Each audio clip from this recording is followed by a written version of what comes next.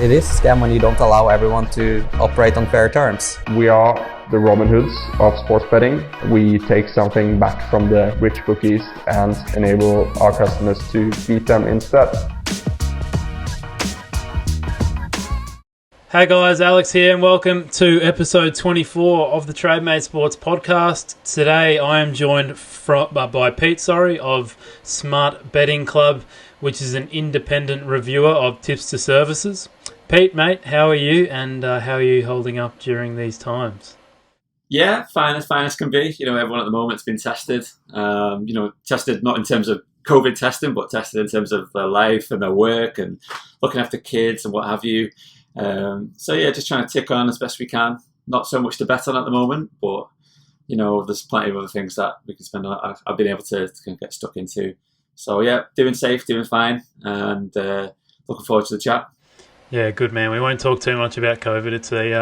It's a topic that's been talked to death at the moment, hasn't it? I'm sick of hearing it on all the podcasts I listen to. So let's just talk betting, and let's talk as if that we're at normal betting times. We might as well kick things off, mate. Just tell us a bit about yourself and about Smart Betting Club and how it kind of all came about. Sure. So, I set up the Smart Betting Club back when we were the Secret Betting Club. This is going back 14, 15 years now. I set it up with my business partner at the time. I was quite involved with betting. I guess I was at that age where a lot of people were, betting was really starting to take off. Online betting was really becoming a bit more popular. So I was kind of that sweet spot of that age with the skill set and interest levels within betting. My friend at the time, a business partner at the time, he had a background in the financial world. So we just got together and we realised there was an opportunity here because with the financial kind of analysis that you might do of stocks and shares or investment platforms or what have you, and applying that to the betting world. And at that time already, I was using Tipsters and I was starting to kind of make some headway with them.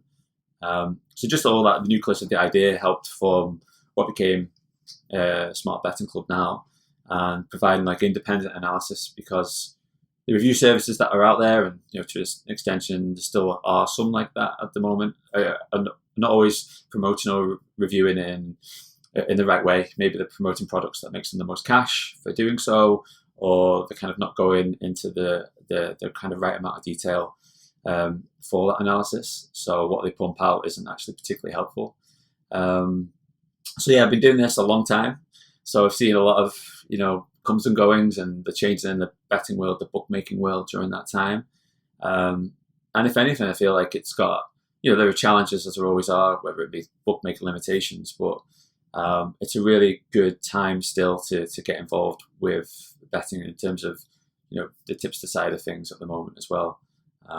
So much transparency going on and in terms of finding good services and good experts. So it's a good opportunity out there right now for people looking to, generate a second income or expand on, or even build a larger income from their betting through using tipsters.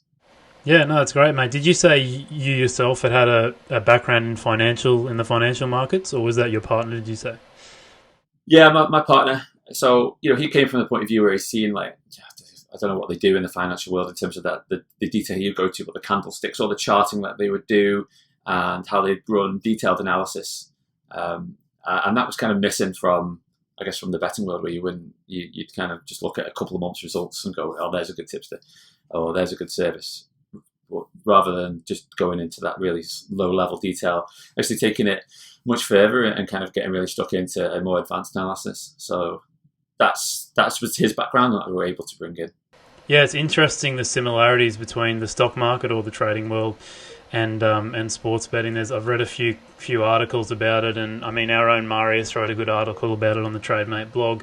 It's probably one of the best articles I've seen I've read on our blog. Sorry, because me personally, I guess I never really saw the comparisons between the two worlds, and it's interesting when you talk to people in the stock market who aren't the biggest fans of gambling or sports betting, I guess. And they kind of frown upon it as it is. They look at it as gambling, I guess, and they look at trading as more of a smart approach to an investment, I guess, a smart investment. So it's quite interesting to see the similarities there. if you do sports betting the right way, I guess that is. I think it's all gambling in a way. It's just a different terminology, and it's just looked at differently, and people have a different approach to it. But it's all the same. Anyone that's invested in the stock market lately with COVID will know about the losses that, the swings and ebbs and flows, and how the market can go up and down. And if you look back at the history of housing market or the investment market like that, you'll see these regular swings and then the challenges. And that's same for betting. You get good runs and bad runs. And it's interesting. There are more now. Like if you like hedge funds for betting, people coming from, I guess, that traditional investment world, and actually looking at betting and trying to apply that. So yeah, there's huge parallels between it. It's just a different terminology, different names are given to in it to betting and different associations. So it's not always fair like that. It's all about stereotypes, mate, isn't it? Indeed it is. Yeah, you go to a bank and you say you're a stockbroker or your investment, the stocks and shares, and they'll look at you quite differently than if you go in and say you're a professional bettor. So, yeah, it's a tough life for us, mate. But anyway, let's get more back into your Smart Betting Club. So, can you just explain exactly what your service does and the maybe more so like the verification process that you guys go through? Yeah, so it's like you say, the primary reason what we do is independent reviews of betting tipster services or systems or strategies that are out there. So we do real forensic analysis of those services that provide advice like that. Primarily only interested in profitable ones that make you money. And by extension, our role has kind of extended into other areas which are complementary. So we might be, for example, looking at the psychology of betting. I've done a whole load on that recently, like risk profiling.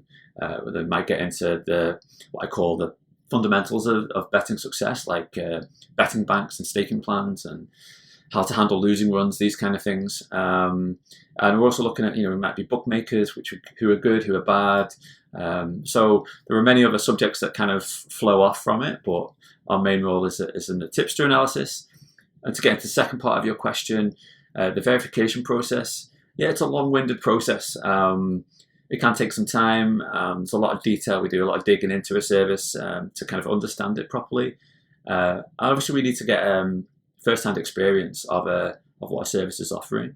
So that's experiencing it as a customer might, seeing how consistent they are with their strategy and their customer service levels, and building up a big enough data sample of any service that we might analyze that we can make some informed decisions. If you come to me and after 3 months of verifying your betting advice, you've given me 200 trades, I can't really make any informed decisions upon that.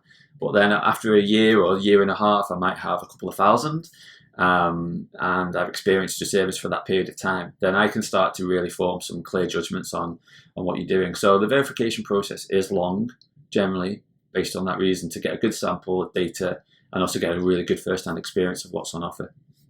Yeah, so have you got a minimum number of bets, or maybe turnover is maybe a better approach of when you can safely say that you've completed the verification process?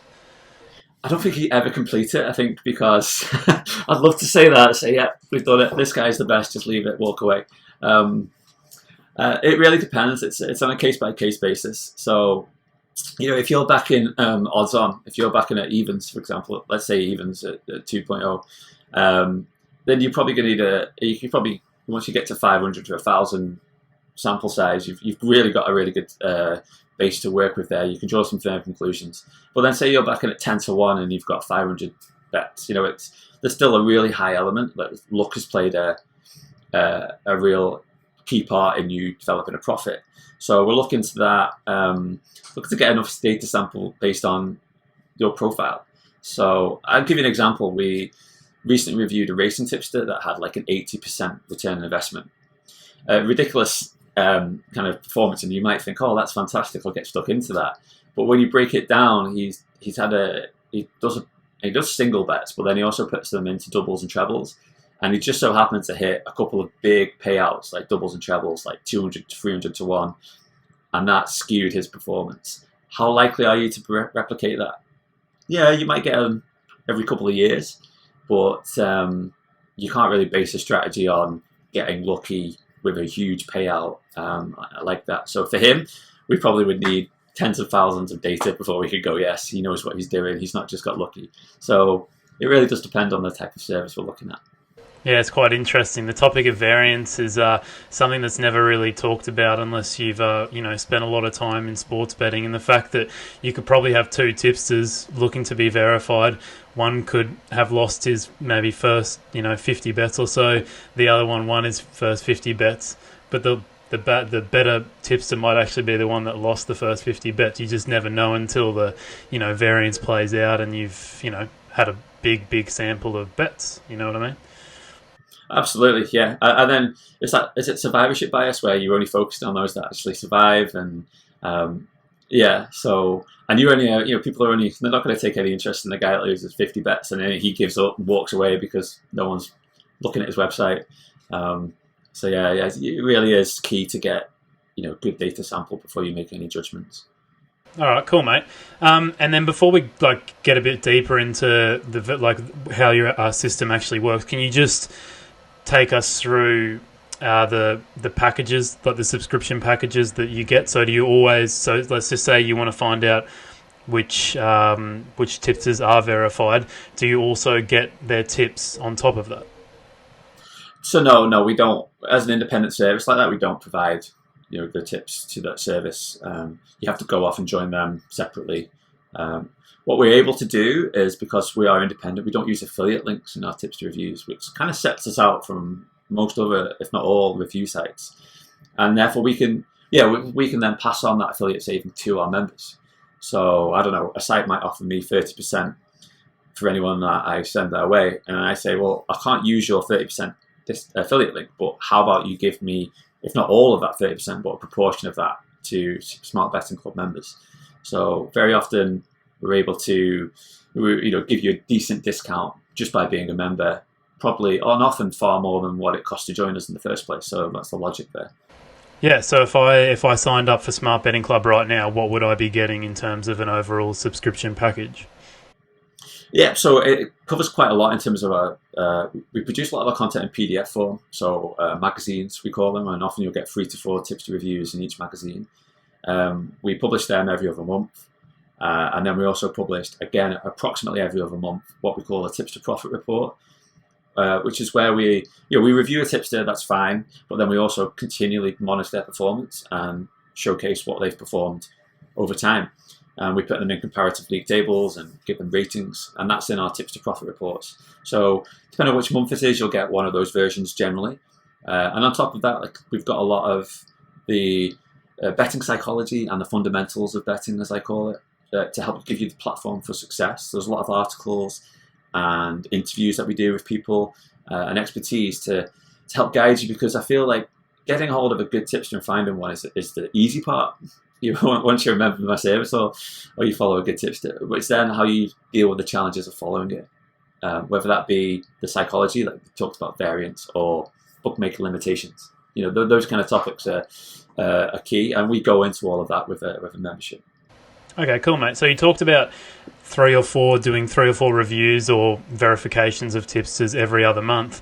Are these tipsters coming to you, or are you going to them? It's a mix. When we first started out, it was a case of, joining sites and paying the membership fees because we had no profile. No one knew who we were. But nowadays it's a mix. So people will come to us and say, look, I've got this product or service, I'd like to be verified by you. But at the same time, I do approach companies or services where either I found them or they've been recommended to me and say, hey, can we work together? Look, review from us if you're good, will be favourable to you. And very often you kind of get a good sense of a service by how they liaise with you. If they don't want to work with someone like myself or even any other site that does what we do that's reputable, it has to be warning signs start flashing. What have they got to hide? So at the moment it's a bit of a mix of how we approach services or they approach us. Okay, mate. And then are they allowed to be, if you are going to verify them, are they allowed to be affiliated with any bookmakers themselves?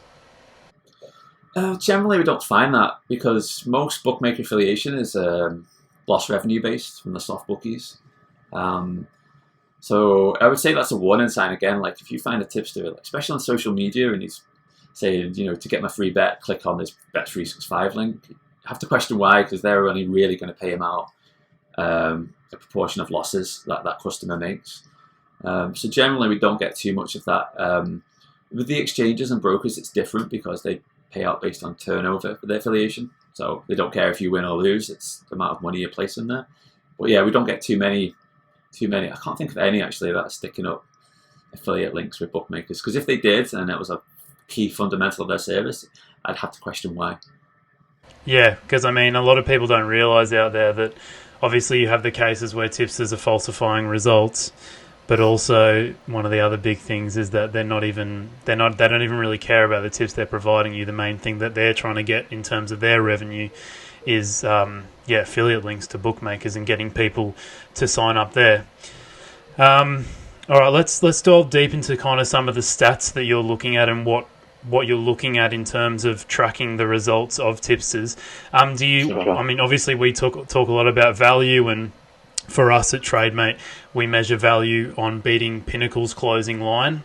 So for those of you who don't know too much about Trademate, if I've taken an edge or we've found some value somewhere, we only count that as value or getting some sort of expected value if you've beaten the closing line of Pinnacle. Do you look into those kind of stats too? Yeah, we do. I mean, that's a good metric to look into the quality of a tipster. With Trademate, for example, the sports and the markets you're betting in, you can actually do that. It's a really good way of doing it. But we also we take that, if you like, a step further, whereas we're not just going to look at the closing line, but when it comes to the practicality of following a tipster, we're looking at how those odds might move within 5 minutes, within 15 minutes, within 30 minutes. Because if you're beating the closing line and no one's necessarily going to take that closing line value, they're going to try and get close to the price that you're putting forward. But yeah, how long does that price stay available for, and with which bookmakers? So it's a good metric, but it's just one of several that we undertake. Okay, so would you say it's one of the most important things for a tipster, that if they're going to be winning over a long sample or a long period of time, that they need to be making value bets? Absolutely, making value bets is vitally important. I don't think you can make a profit if you're not making value calls. So yeah, it's definitely important, and it's the same. We were talking about sports here, like the markets Trademate's involved in, with horse racing, which is another popular sport we look at. There's a couple of benchmarks you can use, like SP, which is outdated really these days, and Betfair SP, which is one where you can place on Betfair's exchange and not get restricted. So that's really important that we do a lot more with this Betfair SP these days, because again, it's like closing line in a way. If you can make a profit at Betfair SP, you're showing a fine edge on the market at its closing point. Okay, and then so you talked about looking at the closing line, and if they're beating that in terms of value, what are some of the other key metrics that you're looking at to judge these tipsters?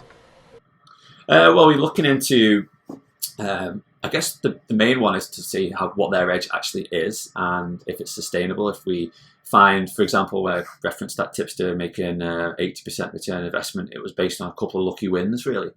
And you're kind of trying to identify if there's any patterns like that, if there's steady profits. If they're using a staking plan, does it work properly? Does it add value to the service, or is the logic behind why that staking plan's being used? And then we might get into the betting bank size, because if you're following a tipster at high odds, you're going to need a bigger betting bank because of the drawdowns that you might suffer. So it's taken all of those points into consideration and seeing a consistent profit. And now these days we also do some what we call advanced tipster analytics, where we run Monte Carlo simulations. So we can build up the profile, replicate it millions and millions of times, and then see how that compares.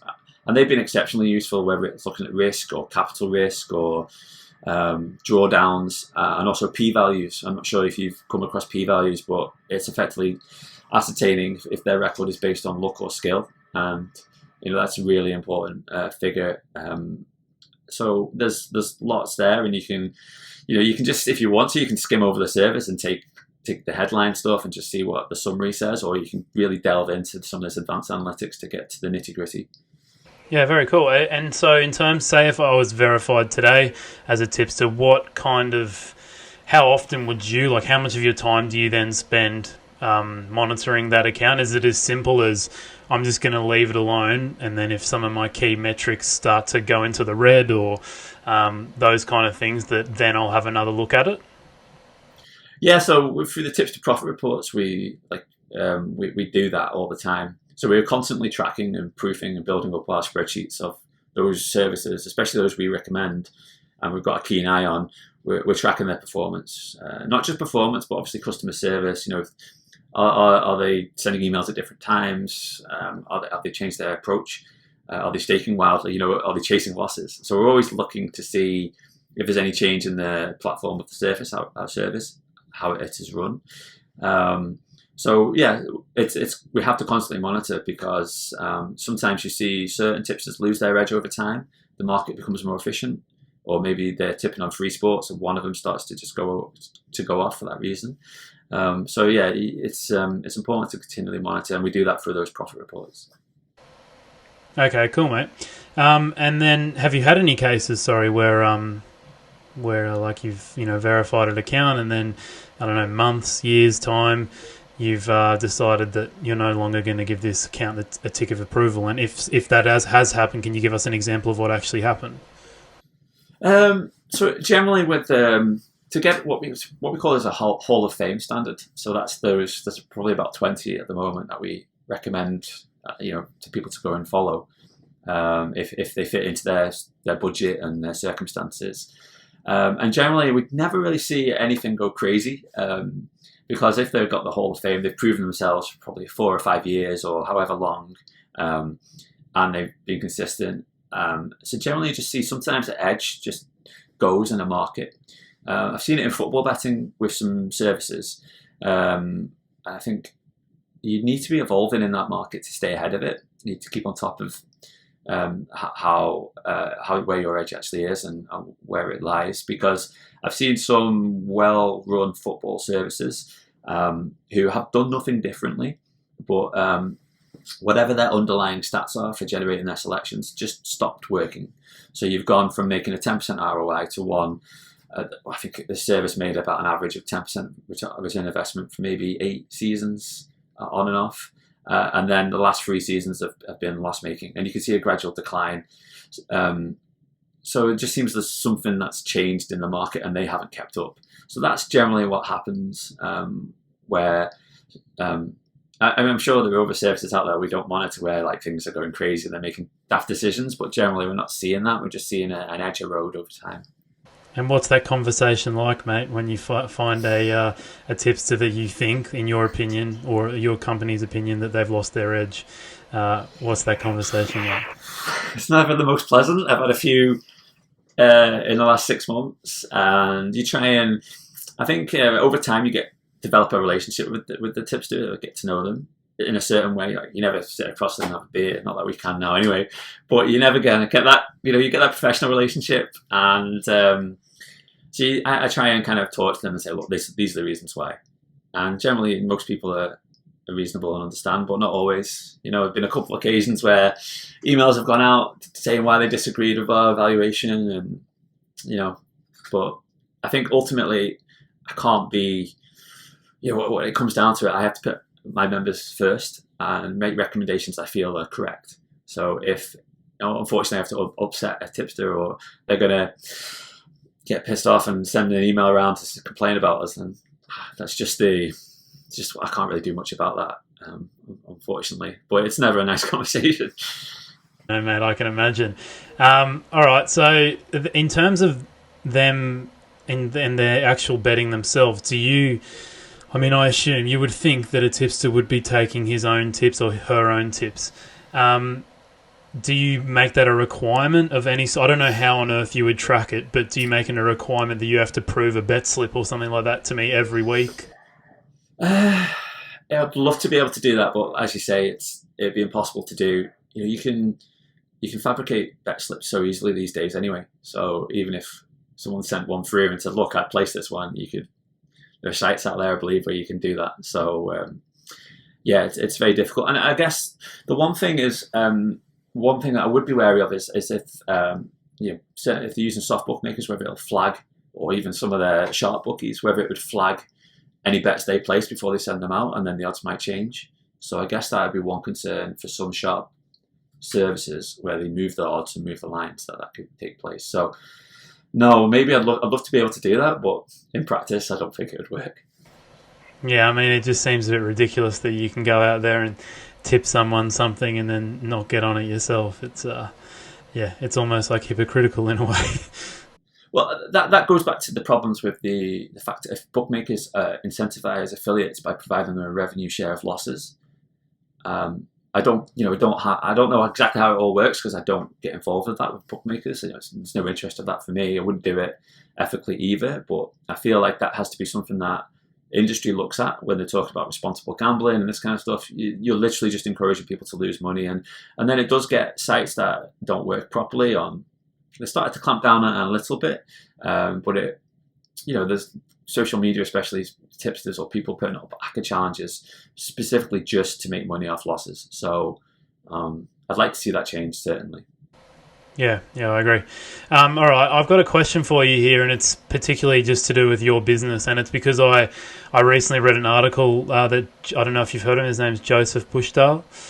He's a sports betting analyst. He's also a part of the series that you were a part of last week that we got kicked off on the Trademate blog, but just basically asking people in the industry questions to do with sports betting. And we kicked it off last week with the top 3 betting or beginner tips for bettors. So that was great. But yeah, he's a part of that series too. And he wrote an article that I read maybe a month ago where he basically questioned whether being a verified tipster means that you are a legit tipster, because there have been tipsters who are verified but are still verifying their results. I believe Joseph was in the past, he owned some sort of company that verified, maybe similar to Smart Betting Club, a similar kind of company like that. So basically in his article, he revealed that there was a verification service called Tipster Connection. I don't know if you've heard of them. And they'd verified a service called, sorry, I'm just reading off the article here, Ice Soccer Prediction. And they basically had a yield of 99% from average odds of, get ready for it, 2.48. With a median of 2.0, so that's a bit more nice to read. But this was over 5,000 tips, which is, it's incredibly hard to believe, mate. So, what he's saying is that, maybe there's not that much validity to a verifying, a platform that verifies tipsters. What would you say to that? I would say, I've read some of Joseph's work and tweets and exchanged emails with him, and definitely listen to what he says if he uncovers stuff like this. Unfortunately, it does go on. It's why I suppose there's a need for services like what we offer, and with no governmental or legislative issue, people clamp down on I guess the tipping world. You have to rely on trusted sources. So I would say, just if you see something like that, the one you mentioned obviously is ridiculous. You're going to look at that and realize that there's anyone who's going to realize that's nonsense, unachievable. But really, I'd say to suggest to people, just do some basic research. If you start researching Smart Betting Club, by all means, go and find out what other people say about us. Go and approach the tipsters that we review. Go and approach people that have been members. Ask them about us and their experience, and do the same for any service that you're going to evaluate. A quick Google search might throw plenty up, whether it be on betting forums or other services that have used them. And just be careful. If something's too good to be true, then it just is. It's it's the same in any walk of life, isn't it? So it's a shame, and all these scams do go on, and I guess more go on in the tipping world than others. But it's never nice to hear about stuff like that. So I can't believe 99% strike rate. That's something. I mean, it's one of those things, isn't it? If you didn't have any knowledge about sports betting at all, and you saw those kind of results, you're like, it could be believable to people, because people that are just naive and have never bet on sports before they place their first ever bet. I had the same feeling. I don't know if you had the same feeling, but I was like, I know lots about rugby. I know lots about football. I know lots about the UFC. I'm going to win so much money when I turn 18. This is ridiculous. And I assume Obviously, it's a completely different story now that I've learned a lot in my time, as I'm sure a lot of other people would, especially after placing way too many accumulators over my years. Is that people that might seem believable to a lot of people, which is quite sad. Yeah, I think if you look at bookmakers, they feed into that. There's a lot of their adverts are like, heed your hunch, go for it.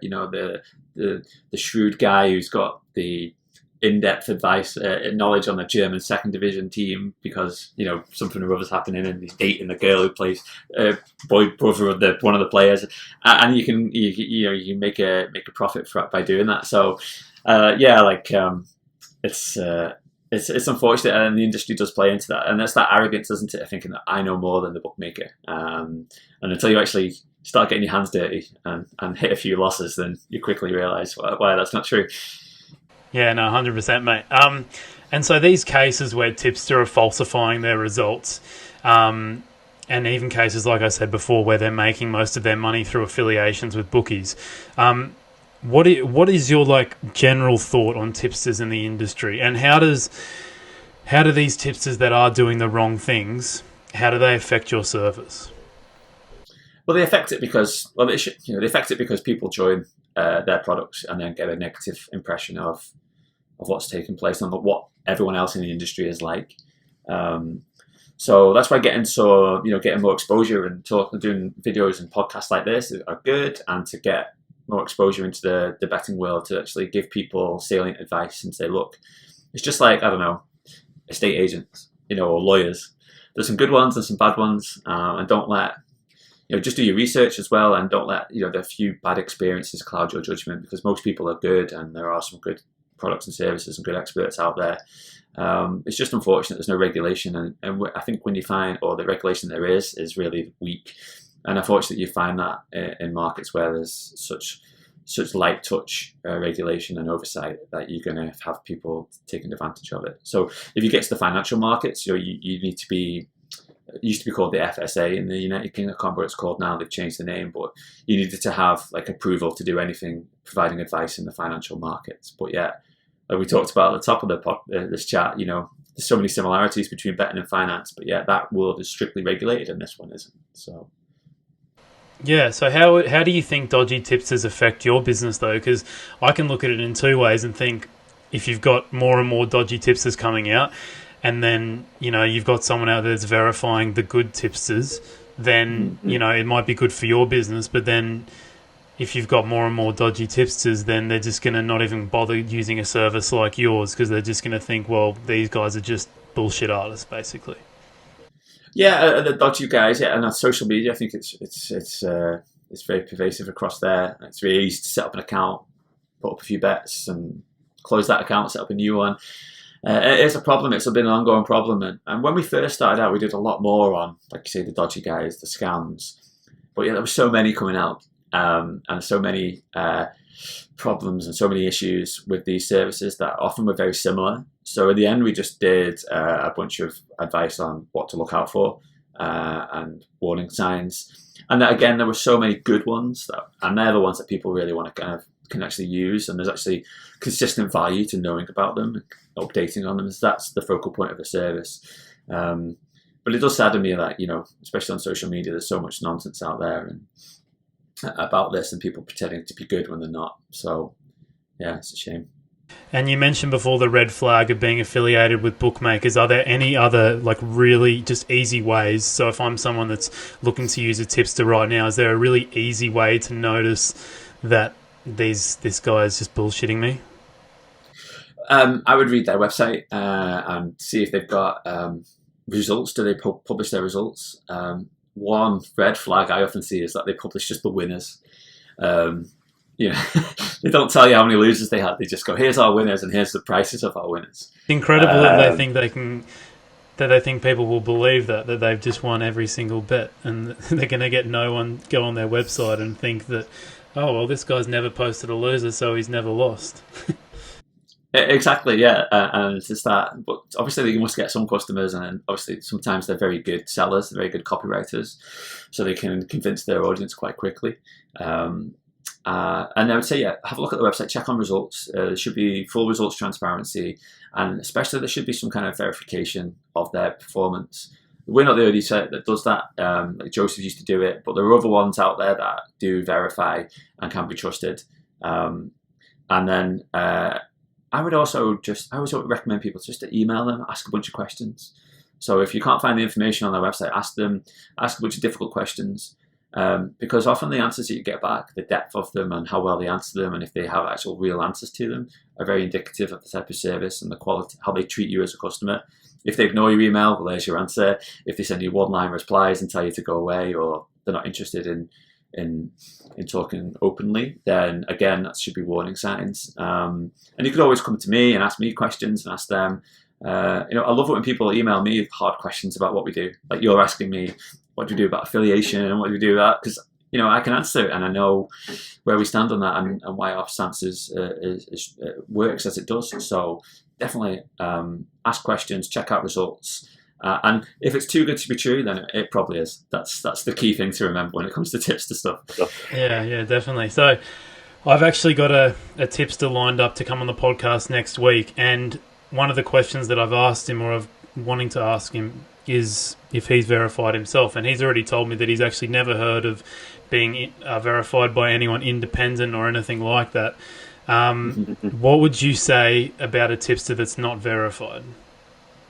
Well, I guess there are people that don't know about that. If they're new, if they've been working on their own, probably we'll have to. I don't know who this person is. I'm intrigued. Look forward to next week's. If he doesn't, then if he's open to that, and I appreciate sometimes the tipster might have questions. What's happening with the advice you send to me? How can I guarantee that I'm not going to share it with anyone else, or I'm not going to use it myself for other means that aren't fair? So absolutely, you probably have questions, but that's why we're here, to answer them and to reassure him. And then I can give him all kinds of email addresses for other tipsters we've reviewed, to share him 120 magazines that we've done with past reviews, and so hopefully that will provide him the confidence that what we're doing is genuine and we can help his service.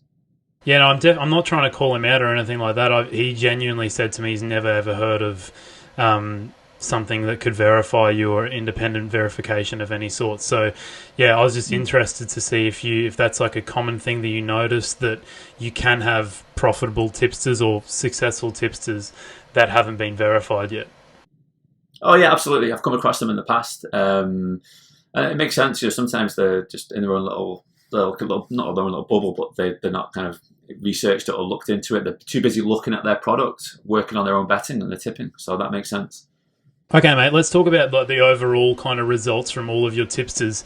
I assume you have some sort of compilation of all the results of the tipsters, and if so, what kind of results can you derive from them from the Smart Betting Club? Again, yeah, so it boils down into the sports and the markets they're focused on. So if you're getting into the football world, soccer world, if you're making a 5% ROI on some of the big leagues, you're doing really well. And that's great, because you're going to be able to get on whatever you want at the exchanges or the Asian bookies without limitation. You start to go down the football leagues, the football pyramid, into some of the lower leagues, your ROI will go up, but at the same time, you might not be able to get on as much. You might be suffering more limitation. Horse racing, you probably can make, I would say, up to about 30% ROI is probably the top echelon long term that some of our top guys have made. But that comes with its own issues, limitation, and such like. But with a 30% margin, it kind of gives you room for error. So if you can't take that top price, you can always go below it. And I would say probably the Betfair SP racing betting exchange price is probably about 10 to 15% ROI is good. So it really depends on the market and the sport, and if you want to deal with soft bookies or you want to deal with brokers or exchanges in terms of what you're going to be able to achieve. Yeah, what are you seeing as the most profitable sports out there at the moment? From I would say horse racing has always been one of the most profitable. And I would say probably the one I'm looking into more and more is golf these days, because you can make maybe 20-25% on golf, and you can do it with the exchanges. A lot of the time you can get the prices on. There's enough money in the markets there. And that's great for people that are worried about limitations. So, but then golf comes with its own challenges because you're backing at big odds, so your variance is high, losing runs are long. So it's kind of something really only for battle-hardened bettors, if you like, to handle those ups and downs. Okay. And then with horse racing, I'm very intrigued to see, I don't know how much you know about their models or whatever they're using, analysis to provide these tips. Have you got any insight into what your most profitable horse race tippers are using? It's a mixture. So this week I've been looking into one that's using AI and a bunch of 6 different models that are fed by an AI engine to build up their performance. And they're hitting about 15% at Betfair SP, which is fantastic. And then there's a guy I know, probably one of our longest running racing guys, who I've had the pleasure of meeting a couple of times, and he watches races. He's got a keen eye for the stride pattern and just, the jockeyship or whatever it might be, and he can evaluate and quickly make notes on. You might watch a race and the horse might come 5th, but he might have seen something that no one else has seen. So when it runs next on conditions that are more favourable, he'll lump on it. So it's a real mixture of different levels of expertise, and from tech to just plain old pen and notebook. Okay.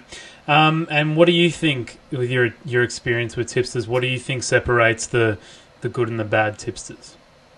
Well, I guess to start off with, you need to know your edge. You need to know where that edge is and how to maximise it. So where you're taking the value, what you have over the bookmaker. Because we all know beating the bookmaker is blooming difficult. They have all the inputs and experience and they're big to make them a profit. So to actually beat them is very difficult. So understanding of what their edge is vitally important, and then keeping on top of that too. And then obviously just running a professional service, having good customer service, having a policy about, what do you do if you put up bets where the lines or the odds are constantly moving, making it fair for people. It's something I've talked on, but something else, aspect of our services, we take the theoretical profit that a tipster might make you, but we're also looking into that practical profit that you can actually achieve. So it goes into like closing line or odds movement as well. So any good tipster should really be looking at that, because I see some guys who are sticking up bets that you just can't get on. So their ROI figure is just mythical. They're hitting 40%, but really, if you're following, you're going to make 20, if that. So that's really important. So you mentioned that you want a good tipster knows their edge. Would you say that another red flag then, in terms of a bad tipster, would be someone who's trying to bet on multiple sports or bet on multiple markets? Not necessarily. Like if you look at Trademate, you cover a bunch of sports yourself, because you've got the systems in place that allow you to evaluate where your edge actually is. And I find that with ones that are led by more tech, that they're able to do that. They've got the engines behind it that allow them to do that. But with the guys who are probably doing more traditional analysis, whether that be just doing research into football teams, injuries, or whatever it is at lower league football, they're often very niche, because they get to know teams, squads, they get to know the league, they get to know the patterns of football, they get to know the tactics, the managers, all these kind of things, and they're able to make a profit that way. But very often you see those guys hone in and specialise on certain leagues only. Okay. Mate, do you have any good stories or anything ridiculous? Or, you mentioned the story before, but any good tips to falsifying results stories, I guess, anything like that? You asked me about this. I couldn't think of anything off the top of my head. Nothing as good as the one that Joseph found. Back when we were looking at the scams, there was lots of issues, lots of problems coming up. With mail shots and people making those just ridiculous claims. So thankfully that side of it has died down a lot more now. Most people realise now, I think most people realise that you can just go on Google and do a quick search of whether someone's genuine or not. Well, no, I haven't got any juicy stories to share with you. It's all quite boring, I suppose. It's like, this guy's gone from 8% to 5% ROI. It's kind of what we deal with these days. It's the only reason we got you on the podcast, mate, to tell us some good tipster stories. Oh, I'm sorry. Marius, my co-host Marius, is going to be sitting at home on Monday, very disappointed that I didn't get any good stories. I'm sorry, Marius. All right, mate. And then I talked a little bit about this before, but do you see a lot of people looking at or not doing much background search on tipsters before they go and start following them, kind of, they're not being too thorough with their research and they're just going in blind and following these tipsters with basically no research. Yeah, unfortunately, that's true. They do, I guess, that hot hand fallacy where they're following the guy. I think that's the right fallacy. They're following the person in form. And they end up jumping from tipster to tipster that's in form, that's doing well, that's hit winners lately. So yeah, I think unfortunately, and I understand why. People are time poor. They don't have the expertise to know who's telling the truth or not, or what to look for. So yeah, unfortunately. So where we can, that's something I want to help as many people as possible to kind of say, hey, it's not that difficult. There's some really good guys, and they might not be as sexy as the guy that's emailing you, promising you untold riches, or he's just banged in a whole bunch of big winners. But these guys know what they're doing. They can make you a profit consistently rather than just because they've hit a few winners lately. Mate, it's sad because, you mentioned it earlier with how you'd love to see more regulation over these tipsters that are falsifying their results and getting people on board blindly, I guess. And it's sad because there are people out there with, learning difficulties, people that are not the smartest people out there. And a lot of people will just believe what they hear and follow blindly. So, yeah, I totally agree. Have you got any kind of ideas yourself on what regulations that but governments could put in place? Well, I mentioned already, like with the bookmaker affiliation, the lost revenue scheme, I feel like just encourages bad behaviour. And when it comes to the legislation regulation, it's hard to say because whether would a policy work whereby if you wanted to sell betting advice, you needed to be registered? Possibly. Maybe there would be some kind of threshold there where if you wanted to make a certain level of income or do something to a certain standard, then you would need to.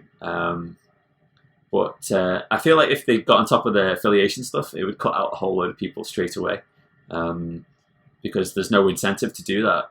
You can make a profit selling tips, but it's not that's more hard work. You've got to provide a service, you've got to email, whereas just banging out a tweet saying, go and take this bet, and then make a bunch of affiliate revenue from it is so much easier. Yeah, good point. Mate, give me 1 second. My microphone is literally about to fall over, so technical difficulties. I'm holding it in place so we don't interrupt your words of wisdom, mate. So just let me fix this quickly. Speaking of trying times, mate, how is your service going during COVID? Well, there's not much to bet on. I took a decision early on that we're going to kind of get involved with Panamanian, Nicaraguan table tennis or whatever's taking place at the moment. We've done a lot of doing a heck of a lot on fundamentals and the psychology side of it. So we've released a whole series of articles and information for our members based on that. We'll also be able to publish a profit report where we've looked at all the tipster results up to about the middle of March when a lot of them finished. And we've done a lot more on the advanced analysis to help guide people how to evaluate the results of our Monte Carlo simulations and where they can find the good tipsters through checking out that information. So it's been quiet in terms of betting, obviously nothing going on, but there's been plenty to get our teeth stuck into. And I do feel like I've already mentioned, the psychology and the fun and getting the platform for your betting to be strong and to win money is vitally important and very often overlooked. And I do feel like that's often what cuts out whether someone's a winner or a loser. It's not just can they find a good tipster. Yeah, I can tell you 10 good ones right now. It's can they handle the variance that they cause? Have they got their staking and betting bank set up to cover the losses that they will make at times? Have they got the mindset set up correctly to handle those losses or to handle the ups and downs of betting? And that really is what differentiates the winners from the losers a lot of the time. It's because it's difficult.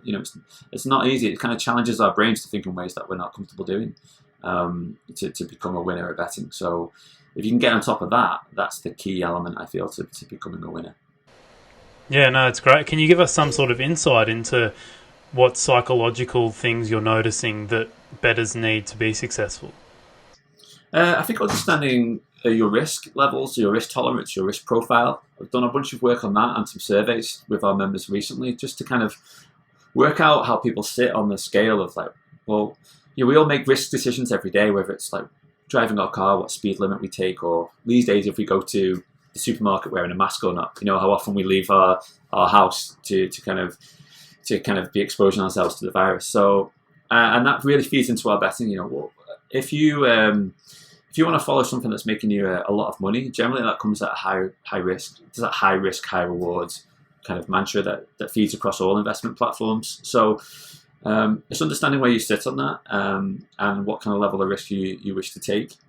Because if you're going to take on a lot of high risk services or tipsters, you really need to have a mindset or be comfortable with that approach and dealing with losing and dealing with that side of it. So that's one key topic lately that certainly has been really interesting to get stuck into. Yeah, no, it's very cool, mate. Is it free out there for people to read, or is it behind a paywall, mate? Yeah, the information is behind a paywall. If you like the detailed information, where we're doing a bit of a questionnaire, and I've got all the different levels of risk profile, but also it feeds into our ratings. We've used several ratings that feed into risk, and how you can evaluate how a tipster fits into that, how risky or not they are. But we do have some information. I published it earlier this week on the blog, which talks about risk and talks about why it's important and gives people some high-level detail on how they can understand that side of their betting world. Yeah, no, very good. It sounds like you got some great information there, mate. What are your plans in the future for this service? Are you kind of moving away, or I'm sure you're staying with the whole verification of tipsters and all that, but are you trying to, expand your business into more of the psychological stuff like you were just talking about? Yeah, we're always going to have a lot more psychological stuff. That's going to continue. We're going to continue to produce that. We have done for several years anyway, so it's going to continue on that front. Expansion-wise, we're getting a lot more people from the States interested in what we do. So we're looking at doing some more work on US sports, whether it be NFL, NBA, whatever, and looking at their betting handicapper world, as they would term it. It's like the Wild West out there. So certainly, I feel like there needs to be, but it needn't be, because looking at it, there's enough good ones that I've seen to have come across so far that would interest people from the States betting on US sports. So I think there's certainly something that we can do on that side of things.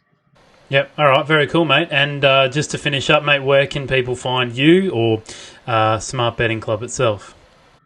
Well, smartbettingclub.com is our website. You can pop me an email at pete@smartbettingclub.com, and you can check us out on Twitter. We are at SBCinfo. Very cool, mate. I'm sure people will be there to check you out very soon. But, mate, thanks a lot for coming on the podcast. Sorry about my microphone drama. It's very, very unprofessional of me. But, yeah, no, it's great having you on, Pete. No, thanks for having me on. And hopefully, if anyone's got any questions, then definitely ask me difficult questions. I'm always here to kind of help our people and get stuck in that. All right, very cool, mate. All right, thanks everyone for listening. In terms of what podcasting is coming next, if I haven't scared away the tipster yet, that will be my next guest on next week.